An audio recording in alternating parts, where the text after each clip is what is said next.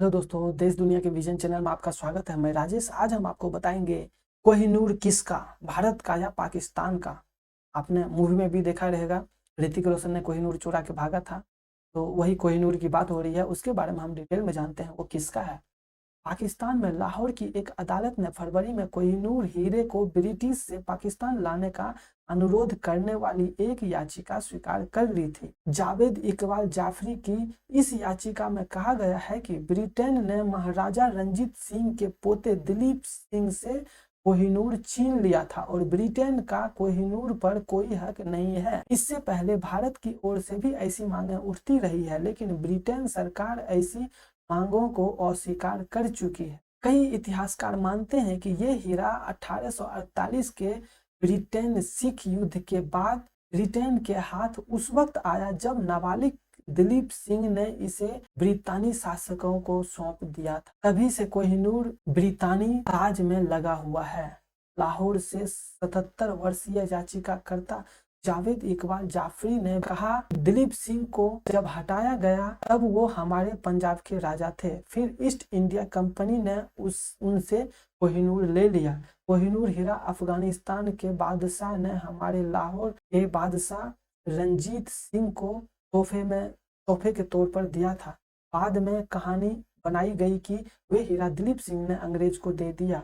ये कोई तोहफा नहीं था, ये हीरा उनसे जबरन लिया गया था। जावेद इकबाल जाफरी कहते हैं कि इस हीरे की चोरी लाहौर से की गई, इसीलिए कोहिनूर पर भारत से कहीं ज्यादा पाकिस्तान का हक है। उधर दिल्ली के जामिया मिलिया इस्लामिया में इतिहासकार प्रोफेसर रिजवान केसर इस पाकिस्तानी दावे को खारिज करते हैं। रिजवान केसर कहते हैं, पाकिस्तान 1947 के बाद अस्तित्व में आया और उससे पहले जो भी था वो सब हिंदुस्तान का था।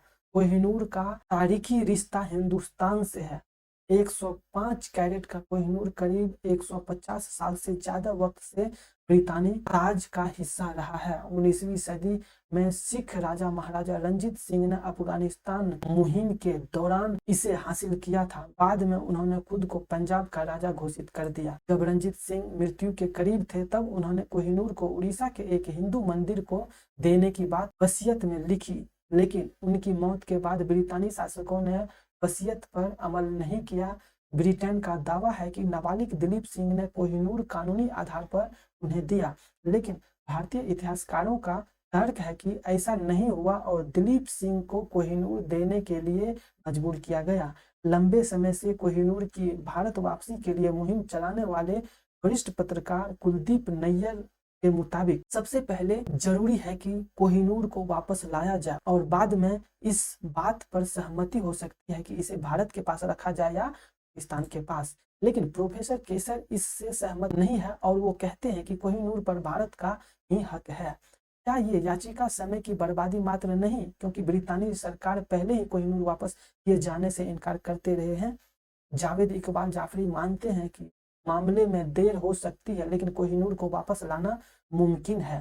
जाफरी कहते हैं, मैं ये नहीं कह रहा हूँ कि इस हीरे को तुरंत पाकिस्तान भेज दिया जाए।